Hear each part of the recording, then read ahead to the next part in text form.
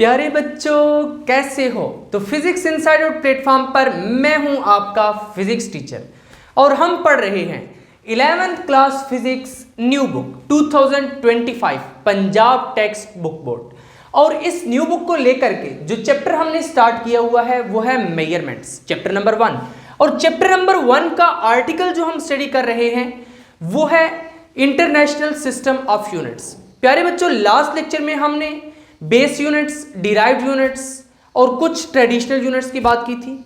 अगर वो लेक्चर आपने अभी तक नहीं सुना तो उसका लिंक आपको डिस्क्रिप्शन में मिल जाएगा और कमेंट सेक्शन में मिल जाएगा, वहां से आप उस लेक्चर को इजीली असेस कर सकते हैं। आज हम उसी article number 1.2 international system of units के नेक्स्ट जो सब आर्टिकल्स हैं जैसे scientific notation, prefixes, conventions for using SI units, तो आज के लेक्चर में हम इन चीजों को स्टडी करने जा रहे हैं। लेक्चर को स्टार्ट करने से पहले प्यारे बच्चों अगर अभी तक आपने फिजिक्स इनसाइडर को सब्सक्राइब नहीं किया तो जल्दी से सब्सक्राइब करके बेल आइकन के बटन को क्लिक कर दो ताकि जैसे ही नेक्स्ट लेक्चर्स अपलोड हों आपको साथ के साथ नोटिफिकेशन मिलता रहे, क्योंकि आगे इस चैप्टर के बहुत ही इंपॉर्टेंट टॉपिक्स के लेक्चर्स अपलोड होने वाले हैं। तो लेक्चर को स्टार्ट करने से पहले वीडियो को लाइक कर दो ताकि आज के लेक्चर को पूरे मजे से स्टार्ट किया जा सके। प्यारे बच्चों कभी आपने सोचा कि अगर आपको इस तरह के नंबर्स याद करने पड़ जाएं जैसे कि 1 5 2 0 0 0 0 0 0, भाई इतने बड़े नंबर को याद करना तो एक बहुत ही मुश्किल काम है। या ऐसे बहुत सारे नंबर्स हों जिनको आपको याद करना पड़ जाए या बार बार लिखना पड़ जाए तो ये तो एक कम्प्लेक्स टास्क हो जाएगा। तो इस कम्प्लेक्सिटी को, इस मुश्किल को आसान करने के लिए हम इस तरह के नंबर्स को साइंटिफिक नोटेशन में एक्सप्रेस कर लेते हैं। अब साइंटिफिक नोटेशन क्या बला है भाई? साइंटिफिक नोटेशन में किसी भी नंबर को एक्सप्रेस करने के लिए आपने ये देखना है कि इस साइड से चलकर आपने फर्स्ट नॉन जीरो डिजिट को ढूंढना है। भाई नॉन जीरो डिजिट कौन से होते हैं? जो जीरो ना हो, जैसे 1 2 3 4 5 6 7 8 9। तो भाई यहां से चलकर आप फर्स्ट नॉन जीरो डिजिट ढूंढें तो ये है हमारे पास फर्स्ट नॉन जीरो डिजिट जो कि 1 है। तो भाई आपने पॉइंट नंबर में इस तरह एडजस्ट करना है ताकि पॉइंट के लेफ्ट साइड पर आपके पास एक ही नॉन जीरो डिजिट बच जाए। जिस तरह के यहां पर हम लिखते हैं 1.52, यानी कुछ इस तरह से इसको एक्सप्रेस करो ताकि पॉइंट के लेफ्ट साइड पे आपके पास सिर्फ एक ही नॉन जीरो डिजिट बाकी रह जाए। फिर आपने क्या करना है, यहां पर मल्टीप्लाई डालना है, multiply 10 raise to the power. तो भाई जितने जीरो आपने उड़ाए हैं या फिर जितनी डेसिमल प्लेसेस आपने शिफ्ट की हैं उतनी 10 की पावर में आपने लिख देना है। किस तरह से? देखिए जिस नंबर के साथ डेसिमल ना हो तो हम ये कंसिडर करते हैं कि डेसिमल उसके लास्ट पर था। अब यहां से आपने क्या करना है, डेसिमल को आपने शिफ्ट करना है कहां तक? यहां तक। तो भाई यहां से यहां तक एक मरतबा शिफ्ट 1 2 3 4 5 6 7 8।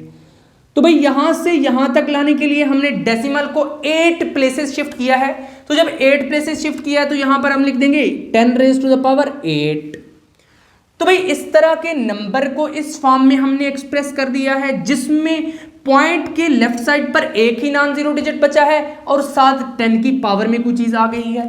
तो ये इस तरह की जो नोटेशन होती है उसको हम कहते हैं साइंटिफिक नोटेशन। या फिर प्यारे बच्चों आपके पास एक और तरह का नंबर आ जाए जैसे 0.000000138। तो भाई इस तरह का नंबर भी याद करना बहुत मुश्किल है या बार बार लिखना बहुत मुश्किल है। तो इस तरह के नंबर्स को भी हम साइंटिफिक नोटेशन में एक्सप्रेस कर लेते हैं। फिर वही रूल आपने यहां से चल के जाना है और फर्स्ट नॉन जीरो डिजिट को ढूंढना है। तो भाई यहां पर अगर यहां से जाए तो ये सारे जीरो है, 0 0, ये फर्स्ट नॉन जीरो डिजिट है। तो भाई आपने पॉइंट को किस तरह से एडजस्ट करना है ताकि पॉइंट के लेफ्ट साइड पर एक ही नॉन जीरो डिजिट बच जाए। किस तरह से? यहां पर 1.38। भाई पॉइंट को हमने यहां से शिफ्ट करके यहां पर लाया है ताकि पॉइंट से लेफ्ट साइड पर आपके पास एक ही नॉन जीरो डिजिट रह जाए, जैसे कि 1.38 हो गया है। अब आपने देखना है कि आपने डेसिमल को कितनी प्लेसेस शिफ्ट किया है। तो भाई यहां से यहां तक 1 2 3 4 5 6 7 8। तो भाई यहां पर भी 8 प्लेसेस आपने शिफ्ट किया है। तो multiplied by 10 raise to the power -8 होगा। अब यहां पर देखिए वहां पर हमने क्या किया था, पॉइंट को राइट से लेफ्ट की तरफ शिफ्ट किया था, बट यहां पर हमने पॉइंट को लेफ्ट से राइट की तरफ शिफ्ट किया है। तो आपने एक असूल याद रखना है कि अगर आप पॉइंट को राइट से लेफ्ट की तरफ शिफ्ट करेंगे तो पावर पॉजिटिव होगी, अगर आप लेफ्ट से राइट की तरफ शिफ्ट करेंगे तो पावर नेगेटिव होगी, जिस तरह से -8। तो ये रूल याद हो गया। तो भाई इसी तरह की जो नोटेशंस होती हैं, यानी इस तरह के बड़े नंबर को या इस तरह के छोटे नंबर को हमने इस कन्वीनियंट फॉर्म में या इस स्टैंडर्ड फॉर्म में एक्सप्रेस कर दिया है, और इस स्टैंडर्ड फॉर्म में हमने 10⁻⁴ में कोई चीज लिखी है, तो इसका मतलब है कि साइंटिफिक नोटेशन की डेफिनेशन जहां से बन जाएगी कि it is the method of expressing very large number और very small number in a standard way using the power of 10। तो प्यारे बच्चों, यही डेफिनेशन उठाकर हम यहां पर नोट्स में लिख देते हैं। यहां पर अब हमने साइंटिफिक नोटेशन की डेफिनेशन लिख दी है। इसी डेफिनेशन को उठा के आपने नोट्स में भी लिखना है और फिर इसी डेफिनेशन को आपने पेपर में भी लिख कर आना है अगर क्वेश्चन आया तो। यहां पर हमने क्या लिखा है, scientific notation is a method of writing large और स्मॉल नंबर्स। जैसे मैंने अभी आपको बताया था कि लार्ज नंबर को या स्मॉल नंबर को आप एक्सप्रेस कर सकते हैं इन अ स्टैंडर्ड फॉर्म। जाहिर है वो एक स्टैंडर्ड फॉर्म थी 10⁻⁴ की फॉर्म में, यूजिंग पावर्स ऑफ 10, जिसमें हम 10 की पावर को यूज करते हैं। वो भी मैंने आपको भी एग्जांपल्स में बताया था। अ number is expressed in scientific notation, number को साइंटिफिक नोटेशन में इस तरह से एक्सप्रेस किया जाता है such that there is only one non-zero digit to the left of decimal point, कि डेसिमल पॉइंट के लेफ्ट पर सिर्फ एक ही नॉन जीरो डिजिट बच जाए। यहां पर भी साइंटिफिक नोटेशन की कुछ एग्जांपल्स हैं, यही एग्जांपल्स आपकी बुक में दी गई हैं। ये एक लार्ज नंबर की एग्जांपल है, ये एक स्मॉल नंबर की एग्जांपल है। The number 134.7 can be written as. तो भाई इस नंबर में सबसे पहले आपने साइंटिफिक नोटेशन में एक्सप्रेस करने के लिए क्या करना होता है कि इधर से चलकर आपने फर्स्ट नॉन जीरो डिजिट ढूंढना होता है। तो फर्स्ट नॉन जीरो डिजिट क्या है भाई, 1। अब आपने डेसिमल को इस तरह से शिफ्ट करना है कि डेसिमल के लेफ्ट साइड पर जस्ट एक ही नॉन जीरो डिजिट बच जाए। तो भाई यहां पर फिर हम डेसिमल लगाएंगे, 1.347 हो जाएगा। तो हमने क्या लिखा, 1.347। डेसिमल को कितनी प्लेसेस शिफ्ट किया है, 2 प्लेसेस शिफ्ट किया है, तो 10⁻² हो जाएगा। अब +2 या -2, देखिए हमने राइट से लेफ्ट की तरफ शिफ्ट किया है, तो मैंने आपको रूल बताया था कि जब आप राइट से लेफ्ट की तरफ शिफ्ट करते हैं तो पावर क्या होती है, पॉजिटिव। तो इस तरह हमने क्या लिखा, the number 134.7 can be written as 1.347 multiplied by 10⁻²। अब एक स्मॉल नंबर की एग्जांपल है, the number 0.0023 can be written as. तो भाई इस नंबर में भी हमने क्या करना है, इधर से चल के सबसे पहले फर्स्ट नॉन जीरो डिजिट ढूंढना है जो कि 2 है। अब आपने डेसिमल को इस तरह से एडजस्ट करना है कि डेसिमल की लेफ्ट साइड पर जस्ट एक ही नॉन जीरो डिजिट बच जाए। तो इसको शिफ्ट करें यहां से यहां पर, तो 2.3 हो जाएगा। भाई कितनी प्लेसेस शिफ्ट किया है, यहां से यहां तक 1, 2 और 3, हमने 3 प्लेसेस शिफ्ट किया है। तो 10⁻³ है, क्योंकि हमने डेसिमल को लेफ्ट से राइट की तरफ शिफ्ट किया है। और मैंने आपको रूल बताया था कि जब आप लेफ्ट से राइट की तरफ शिफ्ट करेंगे तो पावर क्या होगी, नेगेटिव। तो यहां भी इन नंबर से भी अब हम यही डेफिनेशन जरा देखते हैं। Scientific notation is a method of writing large और स्मॉल नंबर्स। जाहिर है लार्ज या स्मॉल नंबर को एक्सप्रेस करने का तरीका है इन अ स्टैंडर्ड फॉर्म, इस तरह की स्टैंडर्ड फॉर्म में, यूजिंग पावर्स ऑफ 10, जिसमें हम पावर ऑफ 10 को यूज करते हैं। A number is expressed in scientific notation such that, number को साइंटिफिक नोटेशन में इस तरह एक्सप्रेस किया जाता है, there is only one non zero digit to the left of decimal point, कि डेसिमल पॉइंट की लेफ्ट साइड पर जस्ट एक ही नॉन जीरो डिजिट बच जाए। जैसे यहां पर सिर्फ 1 है और यहां पर सिर्फ 2 है। तो ये था साइंटिफिक नोटेशन। नेक्स्ट पॉइंट जो आज के लेक्चर में हम डिस्कस करने जा रहे हैं वो है प्रीफिक्सेस। तो भाई प्रीफिक्सेस यानी पीछे फिक्स कर देना, किस तरह से, जिस तरह हम कहते हैं डॉक्टर अली, डॉक्टर अहमद।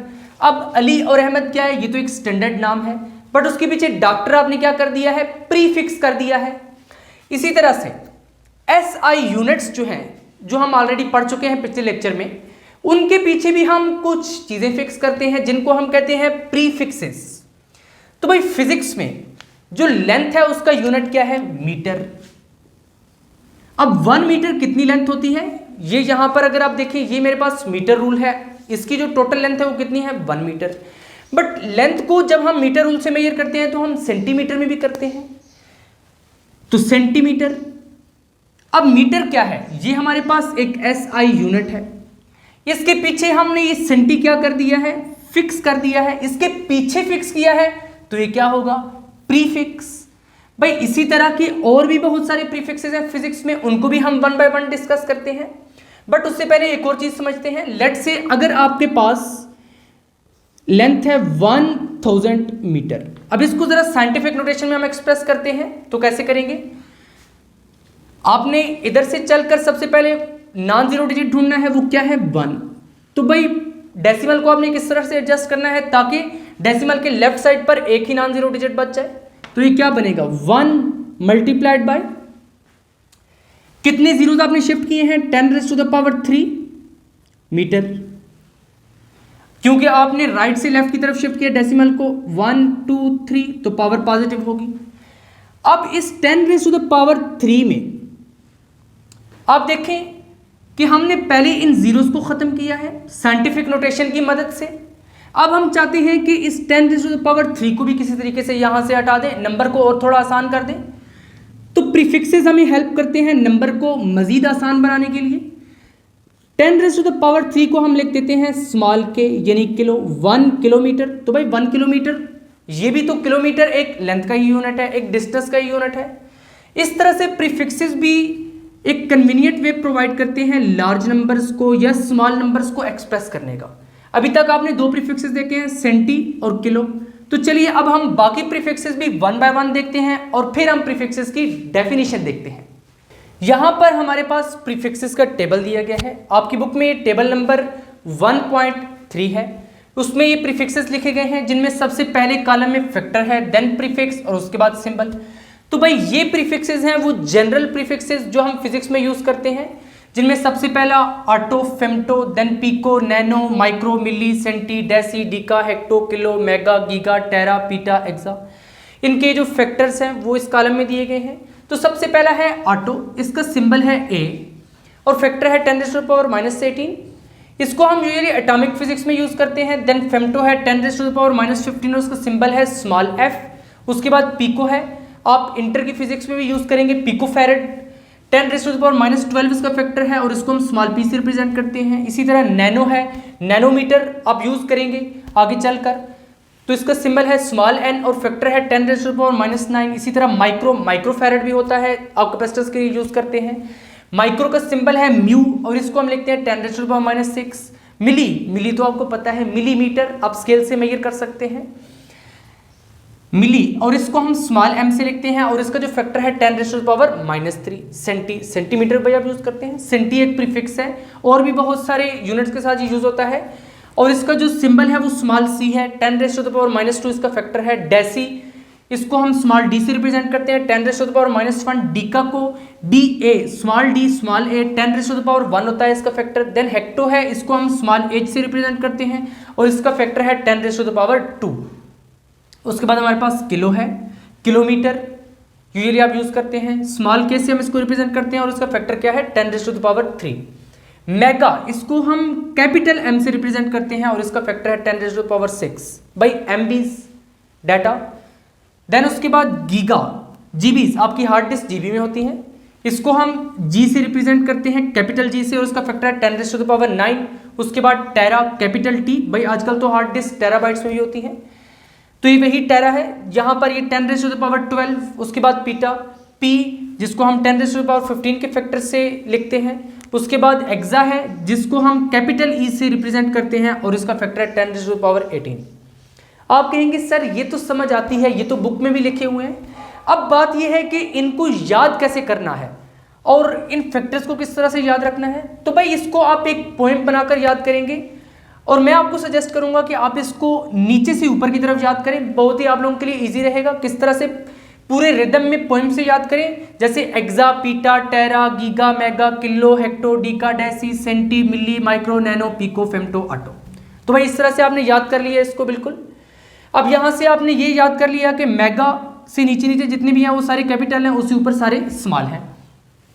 उसके बाद आपने किस तरह से इसको याद रखना है फैक्टर को। यहां पर 10⁻−18, बिल्कुल अपोजिट साइड पे 10⁻18, वो माइनस था ये प्लस हो गया।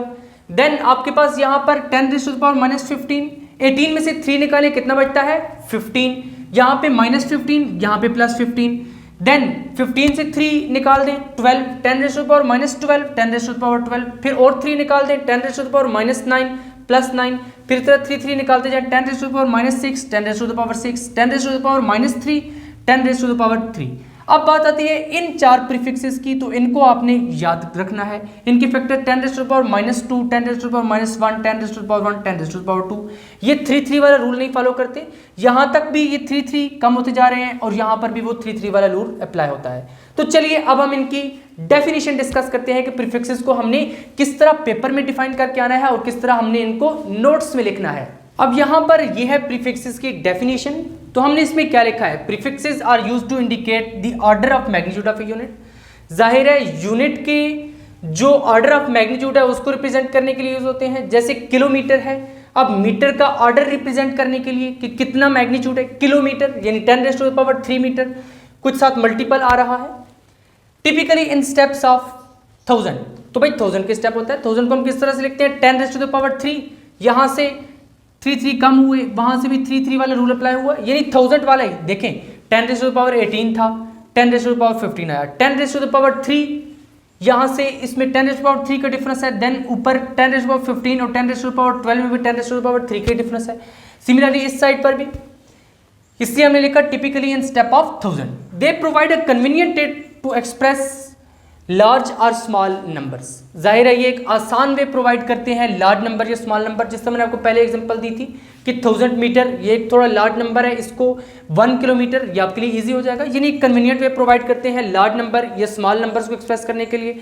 जाहिर है यहाँ पर ये ऊपर सारे स्मॉल प्रीफिक्सेस हैं, नीचे ये वाले लार्ज प्रीफिक्सेस हैं, तो स्मॉल भी आपके पास आ जाते हैं। जैसे आपके पास कोई नंबर आ जाए 0.001, तो यहाँ पे आप क्या लिखेंगे, किसकी इक्वल है, इसको अगर साइंटिफिक नोटेशन में लेकर जाए तो ये बनेगा 1 multiplied by 10 raise to the power -3।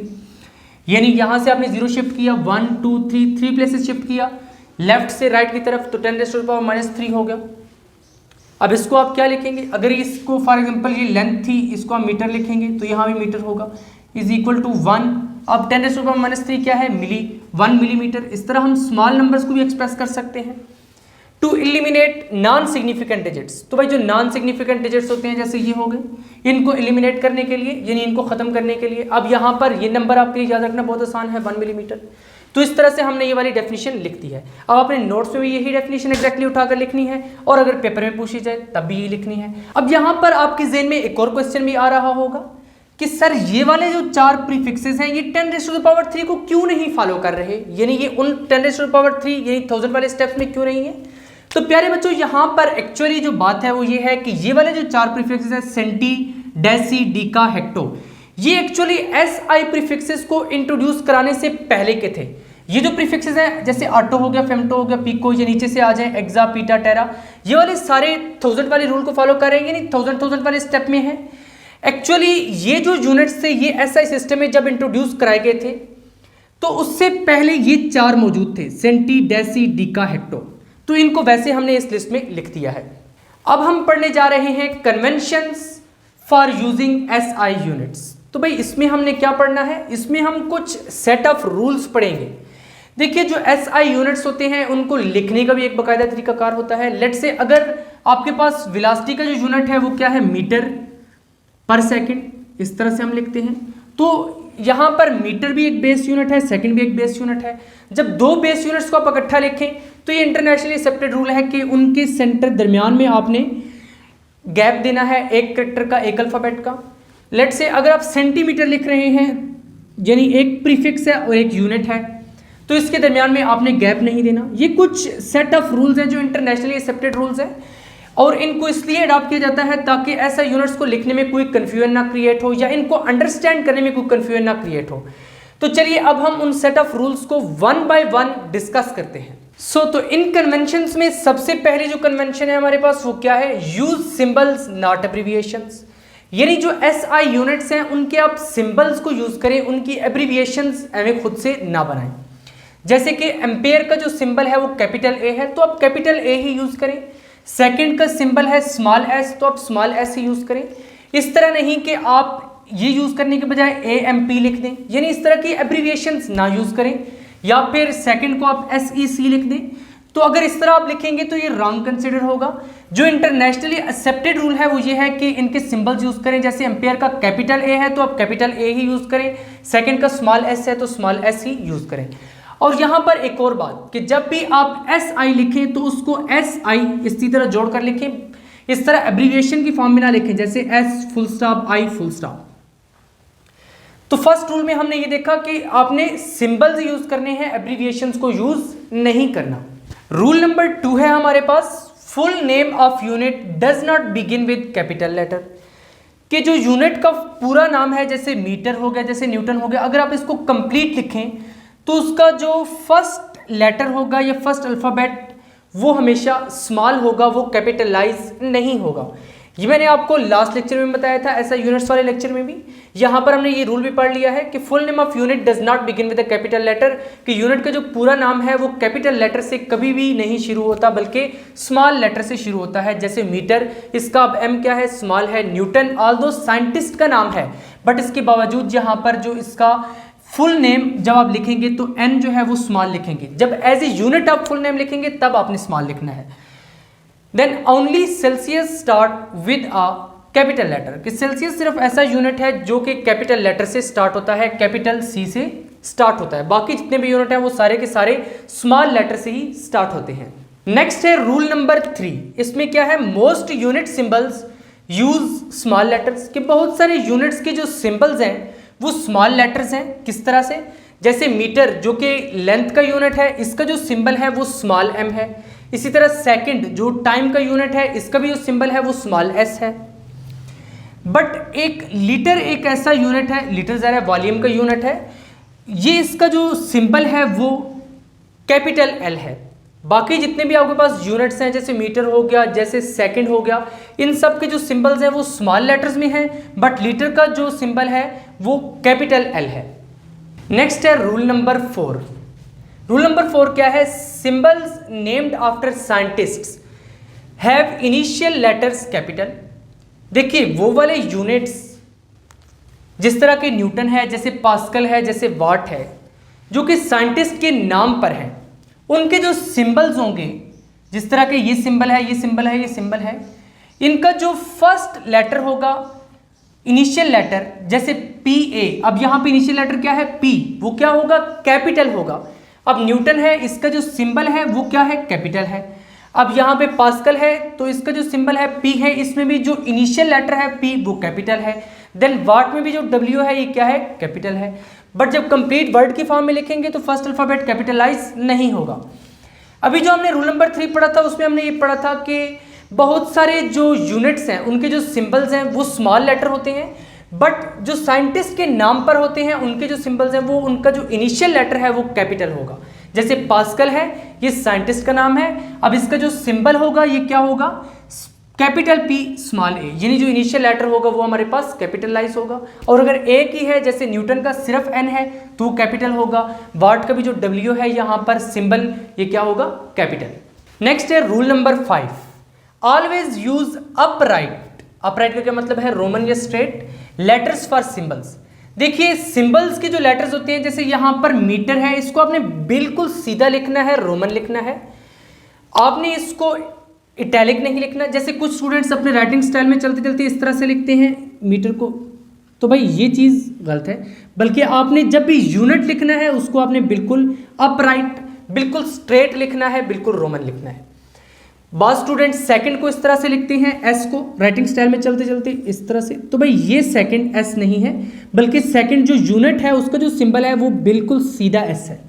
Then कुछ स्टूडेंट्स जैसे एम्पेयर साइंटिस्ट के नाम पर है, अब क्या है, ए, उसका सिंबल कैपिटल ए है, अब उसको कुछ स्टूडेंट्स किस तरह से लिखते हैं, इस तरह से, तो भाई ये जो ए है ये सिंबल बिल्कुल रॉन्ग है। आपने जो यूनिट लिखना है उसको बिल्कुल अपराइट, बिल्कुल स्ट्रेट लिखना है। जैसे अ डिस्टेंस ऑफ 50 मीटर, अब इसमें जो मीटर है वो बिल्कुल सीधा एम है, चाहे आप पीछे से उसको इटैलिक या किसी भी राइटिंग स्टाइल में लिखकर ला रहे हैं, बट जो यूनिट होगा वो बिल्कुल अपराइट स्ट्रेट होगा। नेक्स्ट है rule number 6, do not make symbols plural, कि जो सिंबल्स हैं, यूनिट्स के जो सिंबल्स हैं उनको आप प्लूरल ना लिखें। जैसे 1 मिलीमीटर है, अब ये तो 1 जाहिर है ये सिंगल ही होगा, अब 100 मिलीमीटर, यानी आपने इसको 100 मिलीमीटर्स नहीं लिखना, जिस तरह के यहाँ पर अगर लिखें 100 मिलीमीटर्स, आगे एस डाल दें तो भाई ये चीज़ रॉन्ग हो जाएगी। बेशक 100 हो या 1 हो, जो यूनिट है उसका जो सिंबल है वो प्लूरल नहीं होगा, वो सिंगुलर ही रहेगा। अब यहाँ पर 1 किलोग्राम है, 60 किलोग्राम है। अब 60 किलोग्राम के साथ आपने इस तरह नहीं लिखना कि 60 केजीज आप लिख दें, तो भाई ये रॉन्ग हो जाएगा। यानी 60 किलोग्राम ही लिखना है, आपने साथ एस नहीं लगाना। Do not make symbols plural, symbols को आप प्लूरल नहीं कर सकते। नेक्स्ट है rule number 7, never put a full stop और dot after a unit symbol. यानी यूनिट का जो सिंबल है, जैसे मीटर हो गया, इसको हम स्मॉल एम से रिप्रेजेंट करते हैं, ये इसका सिंबल है, इसके साथ आप डॉट नहीं प्लेस कर सकते। किलोग्राम ये जो सिंबल है केजी, इसके एंड पे आप डॉट नहीं प्लेस कर सकते, यानी फुल स्टॉप नहीं लगा सकते, except at the end of sentence. अगर आपकी एंड ऑफ सेंटेंस हो, यानी फॉर एग्जांपल अगर आप इस तरह का सेंटेंस लिखें, the car has covered a distance of 50 metre, अब यहाँ पर तो एंड ऑफ द सेंटेंस बन रहा है, तो वह तो फुल स्टॉप लगाना पड़ता है। बट जनरली अगर आप लिख रहे हैं 50 मीटर, तो यहाँ पर अगर आप फुल स्टॉप प्लेस करेंगे तो ये रॉन्ग कंसिडर होगा। तो रूल नंबर 7 में हमने क्या पढ़ा, never put a full stop और dot after a unit symbol, यानी यूनिट के सिंबल के आखिर पे आप फुल स्टॉप या डॉट नहीं प्लेस कर सकते, except at the end of sentence, सिवाय एंड ऑफ द सेंटेंस के। तो एग्जांपल में हमने यही लिखा, do not write kilogram dot metre dot, यानी इस तरह से आप आखिर में डॉट नहीं प्लेस कर सकते। नेक्स्ट है rule number 8, prefix is written before and without space to the base unit. यानी बेस यूनिट्स के साथ हम जो प्रीफिक्सेस लगाते हैं उसके दरमियान आप स्पेस नहीं दे सकते, और प्रीफिक्सेस हमेशा बेस यूनिट के पीछे ही आएंगे। जैसे मिलीलीटर है ml, इसके दरमियान में आपने स्पेस नहीं देनी। अगर आप इस तरह से स्पेस देकर लिखेंगे तो वो रॉन्ग कंसिडर होगा। या फिर जिस तरह मिली सेकेंड है तो इसको भी आपने जोड़कर लिखना है, इसके दरमियान आपने स्पेस नहीं देनी, अगर स्पेस देंगे तो वो रॉन्ग कंसिडर होगा। प्रीफिक्स इज रिटन बिफोर, यानी पहले लिखा जाता है, जैसे ये मिली है, ये मिली है, इसको हमने लीटर से पहले लिखा है, यहाँ पर सेकंड से पहले लिखा है। Without space to the base unit, बगैर स्पेस दिए लिखा जाता है। नेक्स्ट है rule number 9, base units are written 1 space apart. यानी जो बेस यूनिट्स हैं उनको जब इकट्ठा लिख रहे हों तो उनके दरमियान आपने एक स्पेस देनी है, एक करेक्टर या एक अल्फाबेट की स्पेस देनी है। Put a space between the number and the unit, और जो नंबर और यूनिट है उसके दरमियान भी आपने एक करेक्टर की स्पेस देनी है। फॉर एग्जाम्पल अगर आप 1 किलोग्राम लिख रहे हैं तो आपने 1 के साथ जोड़कर नहीं लिखना केजी, बल्कि एक करेक्टर की आपने यहाँ पर स्पेस देनी है। देन 10 मीटर पर सेकेंड है, तो 10 के बाद भी आपने यहाँ पर एक स्पेस देनी है। उसके बाद मीटर भी बेस यूनिट है, सेकंड भी बेस यूनिट है, इनके दरमियान भी आपने एक स्पेस देनी है। तो इस रूल में हमने यही देखा कि base units are written 1 space apart. जिस तरह मीटर और सेकंड दोनों बेस यूनिट हैं, तो मीटर पर सेकंड को लिखते हुए आपने दरमियान में एक स्पेस देनी है। Put a space between number and unit, जिस तरह 1 किलोग्राम हमने लिखा है, 1 नंबर है, किलोग्राम यूनिट है, इनके दरमियान भी आपने एक स्पेस देनी है। नेक्स्ट है rule number 10, compound prefixes are not allowed. यानी 2 प्रीफिक्सेस को इकट्ठा लिखना ये अलाउ नहीं है। जिस तरह के 1 माइक्रोफैरेड, ये बिल्कुल रॉन्ग है, इसको आपने इस तरह से नहीं लिखना। अगर इस तरह की सिचुएशन है तो आपने क्या करना है, माइक्रो किसके इक्वल होता है 10⁻⁻⁻6, सेकेंड माइक्रो भी किसके इक्वल होगा, मल्टीप्लाई 10⁻⁻6। अब देखें 10 10 बेसिस सेम है तो पावर्स क्या हो जाएंगी, एड अप, 10 -6 ये किसकी इक्वल आएगा हमारे पास 10⁻⁻12, और 10⁻⁻12 किसकी इक्वल है, पिको के इक्वल है। तो इसको हम फिर लिख देंगे 1 पिकोफैरेड। यानी कंपाउंड प्रीफिक्सेस आपने नहीं यूज करने, बल्कि इस तरह की अगर सिचुएशन आ जाए 1 माइक्रोफैरेड तो इस तरह से आपने नहीं लिखना, बल्कि उसको 1 पिकोफैरेड लिखना है। नेक्स्ट है rule number 11, when a unit with a prefix is raised to a power. कि अगर कोई यूनिट जिसके साथ कोई प्रीफिक्स हो, जैसे किलोमीटर है, इसमें किलो प्रीफिक्स है, अगर इस तरह का यूनिट हो और उसकी कुछ पावर हो तो उसमें the whole unit with prefix is raised to a power. तो जो पूरा यूनिट है विद प्रीफिक्स उसकी पावर ली जाएगी।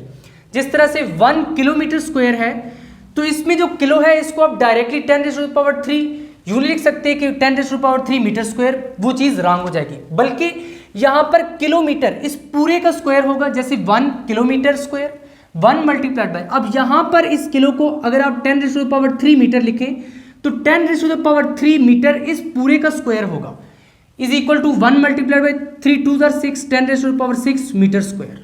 तो यहाँ से आपको ये पता चला कि आप किलो की जगह पे डायरेक्ट 10⁻³ मीटर स्क्वायर नहीं लिख सकते, बल्कि अगर यहाँ पर यूनिट का स्क्वायर है तो साथ जो प्रीफिक्स है उसका भी स्क्वायर होगा, और देन जब आप आगे प्रोसीड करेंगे तो आपने उस प्रीफिक्स का भी साथ साथ स्क्वायर लेना है। जैसे किलो था, हमने 10⁻³ लिखा तो इस 10⁻³ का भी हमने स्क्वायर लिया जो कि आ गया 10⁻6।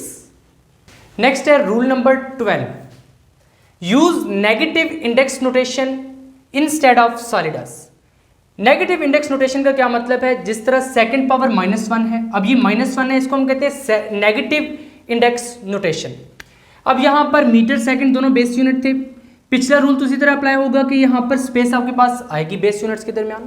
अब आपने इसको नेगेटिव इंडेक्स नोटेशन में लिखना है, यानी मीटर सेकंड पावर -1, इसको हम मीटर पर सेकंड पढ़ते हैं, इसको आपने इसी नोटेशन में लिखना है, सॉलिडस में नहीं लिखना। जैसे मीटर अंदर आपने स्लैश डाल के सेकंड नहीं लिखना, जो जनरल रूल है वो मीटर सेकंड पावर -1 मीटर पर सेकंड, यानी नेगेटिव इंडेक्स नोटेशन में ही हम यूनिट को लिखते हैं, बजाय इसके कि सॉलिडस में लिखें। नेक्स्ट है rule number 13, use scientific notation. यानी क्या मतलब है इसका, 1 non zero digit to the left of decimal, कि जो डेसिमल है उसके लेफ्ट पर जस्ट आपके पास एक ही नॉन जीरो डिजिट बच जाए। फिजिक्स में यूजुअली हम नंबर्स को ज़्यादातर साइंटिफिक नोटेशन में ही एक्सप्रेस करते हैं, जैसे कि ये नंबर है 143.7, अब इसमें जो डेसिमल है उसके लेफ्ट पर 3 डिजिट्स हैं, तो आपने इसको साइंटिफिक नोटेशन में एक्सप्रेस कर देना है ताकि डेसिमल के लेफ्ट साइड पर आपके पास एक ही नॉन जीरो डिजिट बच जाए। 1.437 मल्टीप्लाई 10⁻², क्योंकि हमने 2 डेसिमल प्लेसेस राइट से लेफ्ट की तरफ शिफ्ट की थी, इसलिए पावर जो है वो पॉजिटिव आई है 10⁻²। यानी आपने साइंटिफिक नोटेशन को यूज करना है इस तरह से ताकि डेसिमल की लेफ्ट साइड पर आपके पास एक ही नॉन जीरो डिजिट बच जाए। नेक्स्ट है rule number 14, do not mix unit names and symbols in one expression. यानी यूनिट का जो नाम है और उसका जो सिंबल है उसको आपने एक ही एक्सप्रेशन में मिक्स नहीं करना। किस तरह से लिखना है, जैसे यहाँ पर मीटर अगर आपने कंप्लीट नेम लिखा है, सेकंड भी आपने यूनिट का कंप्लीट नाम लिखा है, तो इसको इसी तरह आप लिखना है मीटर पर सेकंड। यानी अगर आप एक कंप्लीट नाम लिख रहे हैं तो दूसरा भी आप कंप्लीट ही नेम लिखेंगे। यहाँ पर अगर आप सिंबल यूज कर रहे हैं तो आप दोनों सिंबल यूज करेंगे, मीटर सेकंड पावर -1 या मीटर पर सेकंड। आप इस तरह नहीं लिख सकते कि मीटर पूरा लिखें साथ सेकंड की एब्रिविएशन यूज कर दें, या फिर मीटर का सिंबल यूज करें सेकंड पूरा लिख दें। यानी आपने यूनिट का जो नाम है और उसका जो सिंबल है उसको आपने एक ही एक्सप्रेशन में मिक्स नहीं करना, बल्कि अगर आप पूरा नाम लिख रहे हैं तो पूरे यूनिट में पूरा ही नाम लिखेंगे, अगर आप सिंबल्स यूज कर रहे हैं तो पूरे यूनिट में सिंबल्स ही यूज करेंगे। नेक्स्ट है rule number 15, in practical work use the most suitable unit based on your tool. यानी आप जो टूल यूज कर रहे हैं उसकी बेस पर आप जो सबसे ज़्यादा सुटेबल यूनिट है आप उसको यूज करें। जिस तरह के अगर आप स्क्रू गेज से मेजरमेंट ले रहे हैं, स्क्रू गेज से अगर आप लेंथ मेजर कर रहे हैं तो वहां पर ऑब्वियसली जो लेंथ है वो मिलीमीटर में आएगी, तो उसको आप इनिशियली क्या करें कि मिलीमीटर में ही रिकॉर्ड करें, बट जो आपका फाइनल रिजल्ट होगा उसको आप अप्रोप्रिएट बेस यूनिट्स में रिकॉर्ड करें। यानी कोशिश करें कि जो फाइनल रिजल्ट आप लेके आए उसको आप मीटर्स में कन्वर्ट कर दें। यानी प्रैक्टिकल वर्क में आपने क्या करना है, initially most suitable unit use करना है डिपेंडिंग ऑन योर टूल। जिस तरह के अगर आप स्क्रू गेज से मेजरमेंट ले रहे हैं तो स्क्रू गेज क्योंकि मिलीमीटर में मेजरमेंट देता है तो आपने मिलीमीटर में ही उसकी मेजरमेंट रिकॉर्ड करनी है, बट बेहतर है कि जो फाइनल रिजल्ट्स हैं उनको आप बेस यूनिट्स में प्रेजेंट करें, यानी फाइनल रिजल्ट्स में आप जाकर उसको मीटर में ही कन्वर्ट कर लें। नेक्स्ट है point number 16, SI system do not allow the use of old CGS system units. यानी जो SI सिस्टम है, इंटरनेशनल सिस्टम ऑफ यूनिट्स, ये अलाउ नहीं करता, परमिट नहीं करता ओल्ड CGS सिस्टम यूनिट्स को। यानी जो CGS सिस्टम में यूनिट्स थे उनका यूज जो है वो अब ये अलाउ नहीं करता। CGS सिस्टम एक्चुअली है क्या चीज़, देखें अभी जो हम मौजूदा सिस्टम SI सिस्टम यूज कर रहे हैं MKS सिस्टम, जिसमें M जो है वो मीटर है, K किलोग्राम है, S सेकंड है, बट CGS में जो C था ये सेंटीमीटर था, उसके बाद जो G है ये ग्राम को रिप्रेजेंट करता है, S जो है सेकंड को। CGS सिस्टम में फिर बाकी भी जो सारे क्वांटिटीज के यूनिट्स है वो इसी तरह चेंज हो जाते हैं। उसमें जैसे डाइन यूज होता है, डाइन अब फोर्स का यूनिट है CGS सिस्टम में, बट अब जो हम फोर्स का यूनिट यूज करते हैं SI सिस्टम में वो न्यूटन है। देन पॉइस है, ये विस्कोसिटी का यूनिट है CGS सिस्टम में, बट जो अब हम यूज करते हैं वो है पास्कल सेकंड। देन अर्ग यूनिट है, ये एक्चुअली वर्क या एनर्जी का यूनिट है CGS सिस्टम में, बट अब हम जो वर्क एनर्जी के यूज करते हैं वो जूल यूज करते हैं। देन हमारे पास गाज है, ये मैग्नेटिक फ्लक्स डेंसिटी का यूनिट है, बट एसआई सिस्टम में अब हम टेस्ला यूज करते हैं। उसके बाद यहां पर टार, ये एक्चुअली TORR टार है, ये यूनिट है प्रेशर का सीजीएस सिस्टम में, बट अब हम जो प्रेशर का यूनिट यूज करते हैं ऐसे सिस्टम में वो पास्कल है। ये नहीं, एसआई सिस्टम ये अलाउ नहीं करता कि ओल्ड सीजीएस सिस्टम को यूज किया जाए, जैसे कि डाइन, पॉइस, आर्क, गाज या टार, इस तरह के यूनिट्स को। आज के लेक्चर में हमने सबसे पहले साइंटिफिक नोटेशन के बारे में पढ़ा है, वो भी इंपॉर्टेंट टॉपिक था एक। साइंटिफिक नोटेशन में आपके पास एमसीक्यूज आ सकते हैं कि आपको कोई नंबर दिया जा सकता है, नीचे वो ऑप्शन दे सकता है कि इस नंबर को साइंटिफिक नोटेशन में किस तरह से एक्सप्रेस किया जाता है, या फिर आपको क्वेश्चन भी दे सकता है शॉर्ट क्वेश्चन की फॉर्म में कि ये जो नंबर्स हैं इनको साइंटिफिक नोटेशन की फॉर्म में एक्सप्रेस करें। देन हमने एसआई प्रीफिक्सेस के बारे में पढ़ा है, तो एसआई प्रीफिक्सेस वाले टेबल में से वो कोई भी प्रीफिक्स उठा के उसका फैक्टर आपसे पूछ सकता है, शॉर्ट क्वेश्चन में पूछ सकता है, एमसीक्यूज में पूछ सकता है, या फिर आपको जिस तरह अभी कन्वेंशंस में मैंने बताया था कि कंपाउंड प्रीफिक्सेस नहीं अलाउड, तो पूछ सकता है कि 1 माइक्रोफैरेड को आप किस तरह से एक्सप्रेस कर सकते हैं, तो आंसर 1 पिकोफैरेड होगा।